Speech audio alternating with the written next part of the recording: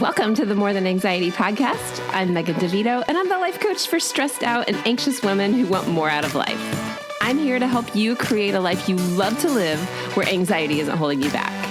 Get ready for a lighthearted approach to managing anxiety through actionable steps, a lot of truth talk, and inspiration to take action so you walk away feeling confident, calm, and ready to live. Let's get to it.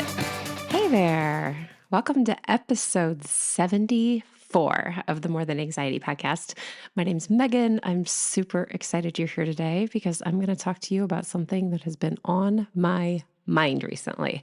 I said last week that I was going to talk this week about dopamine addiction, dopamine detoxing, and my head has been full of so many ideas because it's such a huge topic and there's so many different areas to talk about. But for the purpose of this podcast and trying to stay at least a little bit constrained, I'm going to talk about how dopamine can affect your mental health and help you feel happier with less dopamine. And I'll get into all of that. But this all started when I had a meeting with a friend of mine named Derek, who is going to help me with some of my personal branding stuff. And he recommended this book. And so I've been listening to the book called Dopamine Nation. It's by Dr. Anna Lembke. So if you like what you hear on this podcast episode, definitely get the book. I'm listening to it on Audible.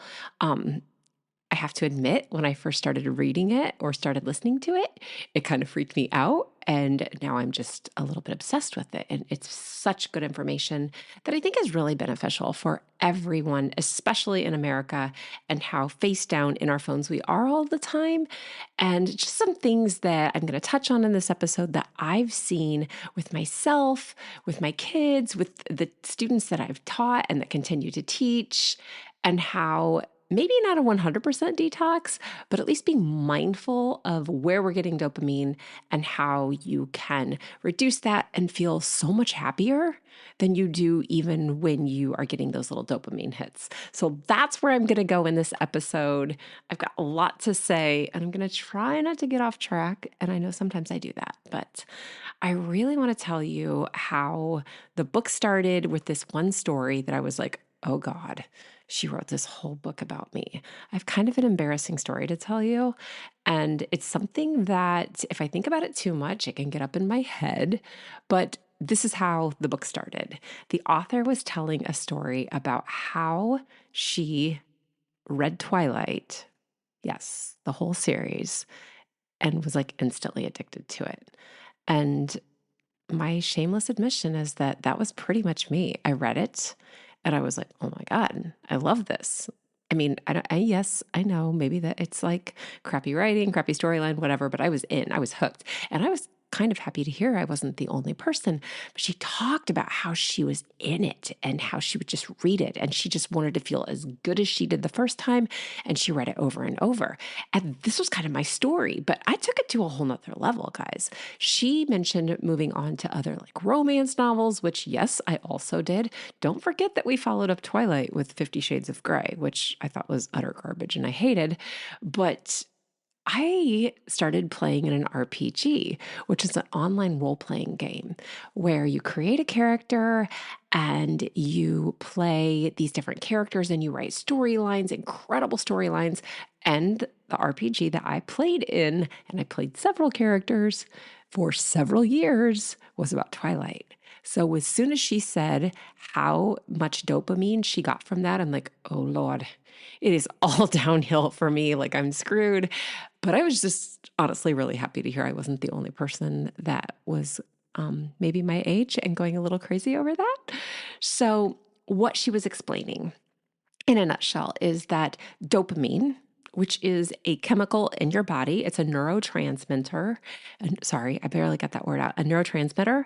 And its job is to motivate you and to bring pleasure and to give you rewards. Dopamine in itself is a really great chemical. It's good. I am not knocking the fact that we need it to feel good. I want to make it clear from the start because I know that sometimes I do, and maybe you do, have a tendency to get kind of all or nothing on things. So this is not, we shouldn't have dopamine. That is certainly not what I'm saying. We definitely need dopamine. And some of us are actually deficient or have too much of it naturally. That's not what I'm talking about in this episode. What I'm talking about is avoiding feeling anything bad by seeking out cheap hits of dopamine. And how I've mentioned in the past that life is 50-50. I saw a thing on Instagram this morning, and it was the idea of thirds, where a third of the time you should feel great, a third of the time you should feel good or decent or kind of average, and a third of the time you should actually be kind of annoyed with yourself or feel badly or have a negative emotion. So whether it's 50-50 or third, I'm talking about finding ways to avoid not feeling anything bad ever. So here's what happens with dopamine. It works in your brain to give you feelings of, like I said, pleasure, satisfaction, or motivation, but it also helps to help you store and create memories. It determines your mood. It helps you sleep better and learn new things and concentrate. It regulates your blood pressure. It's a pain reliever, a physical pain reliever. So we use those dopamine hits to make our entire body feel good. So it's very addictive. And when you're addicted to the right ways of getting it, it's not so bad. But when you're doing other things to constantly feel like good. And so remember that a lot of times we get dopamine from things like street drugs, like meth, or from Oxycontin or things like that, because it takes away the pain. Or we get it from things like porn, or from, sex, or even weird things like, we get it from food, or apparently Twilight or romance novels, but things like that. All of those things that make you feel good because you get that dopamine hit can become addictive. So what I want to talk about isn't those big heavy hitters. I'm not going to talk about being addicted to meth. I'm not going to talk about being addicted to porn. Those are much bigger issues than what I'm talking about. I'm talking about the cheap hits that we take in all day long very innocently because it's simple. And we think it's just not a big deal. It's what we do. I'm talking about things like social media or binge watching Netflix or avoiding situations and staying really into those things. Like I could just scroll my feed and get these little hits off of watching reels for hours, and then I don't have to feel negative things. And we all do it, me included. I noticed myself doing it yesterday as I was writing this podcast when I would get annoyed with myself and I would pick up my phone and scroll. I'm like, there it is again. I'm doing it again. And one of the things that gives us that dopamine hit that keeps us coming back for more are things like notifications, things like how many likes we get on a post, watching other people do things and making us laugh. And to be sure that it's not bad to laugh, it's not bad to see those things. It's how much time and how dependent we are to feel good. And we use those things to get that good feeling. So the problem isn't that we want to feel good. It's when we only want to feel good. And the more dopamine you get, the more dopamine you crave. You can get dopamine from smelling cookies baking. So let's say you smell the cookies, you get dopamine, you're like, oh my God, those smell incredible. Dopamine hit, that's amazing. So you eat one and you get a little more dopamine because that felt really good. And it felt so good that you're like, oh, I'm going to eat another cookie. The immediate reward feels really good, but it quickly goes away. So you crave another cookie. This is how you can sit down feeling stressed out and mindlessly devour an entire sleeve of Thin Mints. Tell me you haven't been there. And it is Girl Scout cookie time, isn't it? You know those little girls are going to be in the grocery store when you go in, and they're going to smile at you, and they're going to feel like you're going to look at them and think, oh, how could I tell that sweet little face no? They've got it all figured out. So this is my warning for you. If you're going to stress eat Girl Scout cookies, don't be surprised if you sit down and the entire sleeve of Thin Mints is gone. So before you know it, you're out of cookies and you're out of dopamine fixes. Other things like sex, like I said, notifications on your phone, likes on your post, shopping, even the little rewards you get when you level up on Candy Crush and they're like, congratulations. And the little Cartoon Kid or Cartoon whatever that thing is comes out, or they give you the fake stickers. How are we motivated by a fake sticker, you guys? But we are. Oh, I got this badge on my iPhone. Like I get this new little reward that you never see again because you worked out. Those badges, those rewards give you that feeling of success. They give you that feeling of whatever. It's a dopamine hit and it keeps you coming back. I am a slave to my Apple Watch because, oh, congratulations, dopamine. So maybe that's a good addiction, maybe it's not, but that's how it happens. But it can quickly become an addiction when you're spending more time or more money trying to feel good all the time. I feel sad, I go buy a shirt. I feel sad, I get on Candy Crush. I feel sad, I scroll my phone. I feel sad, I go have sex. I feel sad, I eat a cookie, whatever.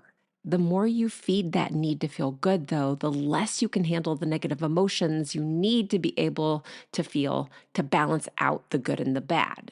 So eating a couple of Girl Scout cookies every once in a while is not going to hurt you. Eat them. But eating a sleeve every time you feel down becomes a problem. That's the difference. And the more you use anything to feel good or to numb out, whether it's cookies or social media or the really heavy bad stuff, the more your brain will crave it. And the more it takes you to, the more dopamine it takes, or the more of whatever it is that created that dopamine hit for you, it takes to feel that same level of pleasure. And the more pain you feel when you don't have the dopamine in your system, the more you're going to crave whatever it was that you get that dopamine hit from. We are literally making ourselves hurt more, physically hurt more by trying to hurt and feel less because your brain needs that now to feel good. So I've been on this kick lately thinking about how many people out there are literally avoiding anything that makes them feel nervous or angry or sad or disappointed or whatever else it is that doesn't feel good because they don't like it. Of course they don't like it. It doesn't feel good. But they refuse to be sad or bored or uncomfortable. And dopamine is the easiest fix for it. And we have it in an arm's reach at all times. Do you actually go without your phone for very long? I was looking last night, I was looking, like posting something for the school system that I post things for. And I saw a post by a local news station that said they were offering someone $10,000 to give up their cell phone or their iPhone or whatever for a month. So I went and I asked both my daughters, I said, hey, you want to make $10,000? And they were like, yeah. And I was like, you have to give up your cell phone for a month. And one of them was like, how am I supposed to talk to my friends? Which is true because we don't even have like a wired in phone anymore, like a home phone. And the other daughter was like, I would absolutely never do that. What if I got in a crash on the highway? How would I call the ambulance? How would I do that? So we are a little bit of a slave to our phone, but they also like never even considered it. And I'm like, $10,000, I will rewire a phone into my house for $10,000. But I started thinking, could I really do it? I think I could, because that would be pretty good motivation. I mean, that $10,000 would definitely be a dopamine hit, but it's interesting how many places we see this concept of giving up dopamine, like giving up that way of getting dopamine, just popping into things. And maybe it's because I'm listening to the book on my phone, but certainly Wayne TV didn't post that there because I'm telling you, it's like the local TV station, but it's out there. So like I said, I've been on this kick lately about how many people are avoiding all the things, but your phone's always there. It's an easy fix, except every time you avoid feeling that negative stuff or the hard stuff, you make the good stuff a little less good too. So you're stuck always finding more dopamine, and it takes more to feel good. And I learned so much about this in this book that I'm still really honestly working my way through. I haven't finished it yet, but for the purpose of this episode, I think this fact alone is super important. When you are avoiding feeling the bad stuff, you're making those simple things that used to feel good ineffective. Think about when you were little and how good things, like good little things, felt in your life. Simple things like playing in the snow or with your puppy, maybe listening to your favorite song, or for me, Saturday mornings with pancakes and cartoons because they weren't on all the time. You had to wait for Saturday mornings. Sparklers on the 4th of July. Those happy memories were happy partly because you got dopamine from them. Your brain, your entire body wants to be in balance. And when you refuse to feel bad things, your brain isn't in balance. It will get its way back there. So your brain, your entire body wants to be in this thing called homeostasis. That's the balance. And it will do its best to pull you back to that level every time. So when you have too much dopamine, the hard stuff becomes harder because it has to make that drastic swing to get back into balance. So to be clear, again, dopamine is necessary and important, and you want to feel the happy stuff. I'm not suggesting that everybody needs to get sad more often. That's not what I'm talking about. Some people naturally, when they have that lower level of dopamine in their bodies and they need that boost, what I'm talking about here is avoiding those bad things by finding artificial ways to numb out so you get more pleasure from the good things that are happening. So if you feel unmotivated or unfocused and you're tired and you can't concentrate from not having enough dopamine, what I'm going to say next is going to be really helpful for you. You can reset your dopamine levels so you're not dependent on likes or social media or video games or smexy books or shows or whatever your addiction of choice is. You can reset those levels. It takes time, and you can expect to feel like life is a little icky for a while. But there's some really purposeful things you can do that give you that feeling of accomplishment or happiness or joy or satisfaction, whatever it is that you're looking for. One of the things that you can do is make a routine. And I have talked about this on repeat. I'm going to say it till I'm blue in the face. You have to create routines in your life. Your brain craves them, especially if you have an anxious brain or you have a brain that's looking to feel better. So make a routine that includes fun things to do. Something as simple as playing with Play-Doh or petting your cat or your dog. And then schedule in your own small treats. You know those silly little pretend stickers I was just talking about? Make your own small treat. Like go grab yourself a cup of coffee or call your best friend and tell her something hilarious. But give those treats to yourself at specific times so that you have something to look forward to. Give yourself your own legitimate dopamine hit. Talking to your friend on phone is a dopamine hit. Petting your dog is a dopamine hit. And it's a real one. It's not as heightened, and you get to control it. Another thing you can do that's going to help you reset your dopamine levels, and I'm not talking about dopamine detoxing here. That's like no dopamine. Let's not do that. Is going to bed early and waking up at the same time every day, even on the weekends. Getting lots of good sleep to help your brain reset itself, to get those levels back naturally, and really to help you be in a better mood all day long. Because when you're tired, you're going to get grouchy. And then when you're grouchy and tired, you're going to be looking for more ways to feel good. But when you're sleeping and you naturally feel better, you're already on the right track. A third thing that you can do to help reset those levels is to pay attention to what you're eating. If you're eating food to get dopamine, yes, Thin Mints, also other comfort foods like mac and cheese or cookies, whatever it is. Try eating more fruits and vegetables and lean meat.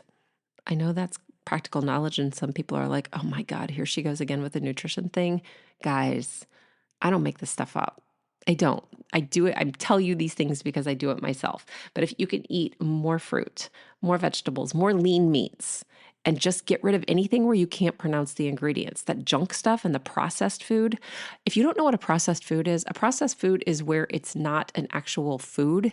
It's like a food product. So if you know what every ingredient on the label is, it's probably not processed. But if it has things that's like lots of letters that you're like, I can't really pronounce that word, I don't know what that is, that's probably processed. If it comes from a factory, it's a processed food. If it comes from the ground or the ocean, it's not a processed food. So things like fruits, vegetables, meats, cheese, things like that. And even breads can be processed, or they can be not, or less processed, I suppose. So read the labels, eat better so that your body's not craving that junk food hit that you can get from cheap sources like candy bars, processed foods, because those also give you dopamine hits. That's why we get addicted to Doritos and not Brussels sprouts. Dopamine. And I mean, Doritos taste really good too, but I like Brussels sprouts. But yeah, you can get dopamine hits from junk food, so they're easy to get addicted to. Another thing that's going to be really helpful for you is to start moving your body 30 minutes of a day, get your heart rate up, and help your brain start releasing that dopamine when you finish your workout.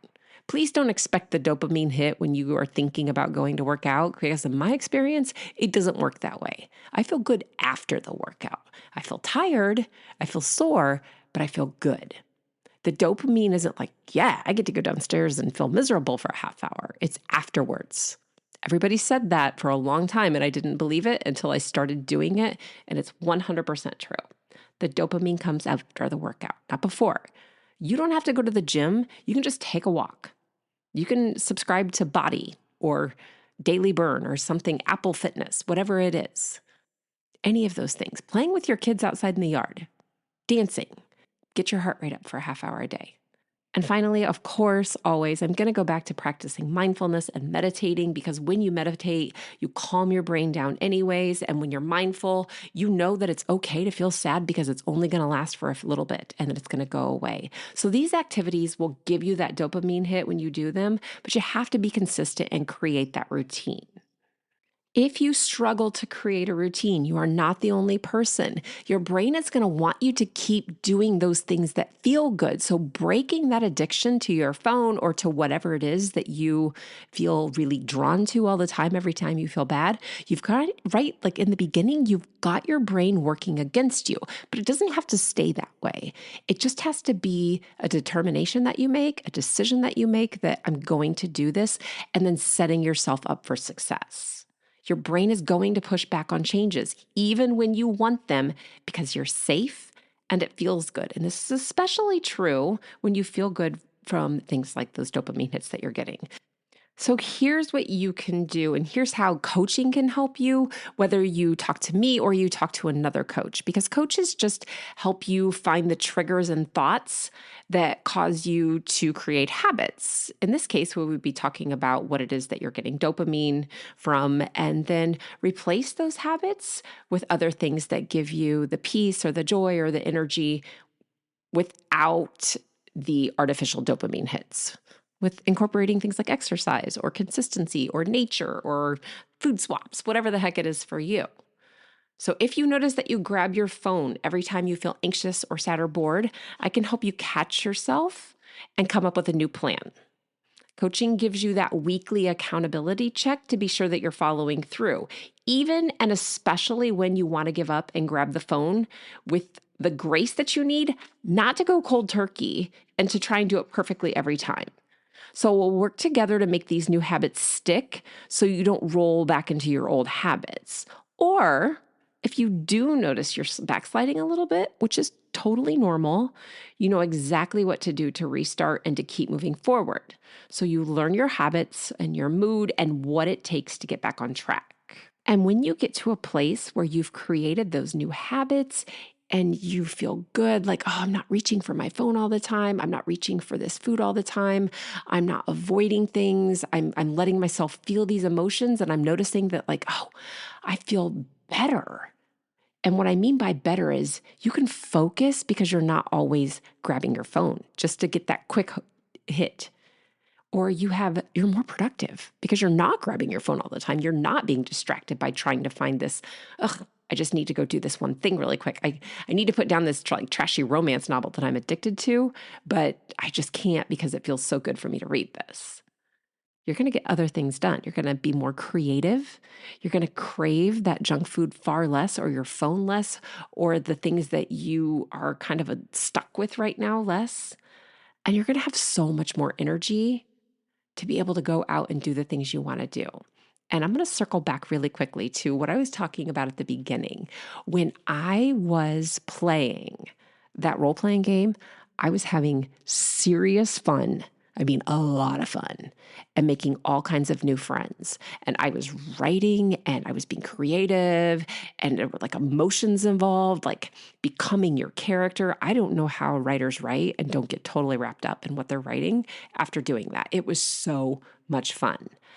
And I was exhausted and I was snappy and grouchy, and I was checking my phone hundreds of times a day to reply, to do the next thing, because it was all happening on Twitter and then on all these other platforms too. It was big. Like, it took up a lot of my brain and a lot of my time. And I just thought I was having fun. And it wasn't very long afterwards that I was like, oh my gosh. Like, I was 100% addicted and it felt harmless. It felt fun. And it was just wrecking my life. Now, there are certain things about that I don't have regrets from, because I have some pretty great friends that I met playing that game, and we all kind of went off the rails together. But that's how it can start. It can start with fun, and before you know it, you are over your head. And since I quit playing that game, I'm still friends with these people. I sleep better. I have more energy. I can focus. I'm more present with my kids. I'm doing all kinds of things that I wanted to do then, but my brain was so tied to being in that game and being in that hit of fun, dopamine, feel good, just escape. You don't have to do these things. That, wow. Like, looking back, I can't believe like how deep I was and how much better I feel now. And people were noticing, right? So that's is what I have for you today. I know this was a little bit here, there, and everywhere, but there's just so much to it. But I do hope you understand what I'm talking about when I talk about those hits that you get from whatever it is that you use to feel good or to avoid feeling bad. And again, of course, social media, we already know that kids are totally addicted, and so are adults, to be fair. Video games, the smexy books out there, whatever it is that is keeping you stuck doing something to feel good is an addiction. And there are good addictions and bad addictions. But if you want to start being addicted to things that will really benefit you, you can get that dopamine in a natural way by just changing some habits that you do and creating systems and routines that allow you to break the current dopamine addiction that you have, to create other ways to get it to feel even better. If I can help you, if you are ready to go there and ask for help, it's super simple. You just go to the show notes and you click the link where it says schedule a call. You call me, we talk on the phone about what you want, what you're seeing happen right now, and we just decide if coaching is the best next step for you. You can also message me on social media. I am Coach Megan DeVito on Instagram and Facebook, and there's also Megan DeVito Coaching on LinkedIn. All those different opportunities to be able to reach out with me, ask your questions. Of course, tell me what you want to hear on this podcast, and we can connect that way. So I hope this was beneficial. I hope this was helpful to you. And I hope that you will check out that book, Dopamine Nation. Again, it's by Dr. Anna Lembke. It's a fantastic read. And I will be back next week. I'll talk to you then if I don't talk to you before. Take care. I hope you enjoyed this episode of the More Than Anxiety podcast. Before you go, be sure to subscribe and leave a review so others can easily find this resource as well. And of course, if you're ready to feel more relaxed, have more energy, more confidence, and a lot more fun, you can go to the show notes, click the link, and talk to me about coaching. Talk to you soon.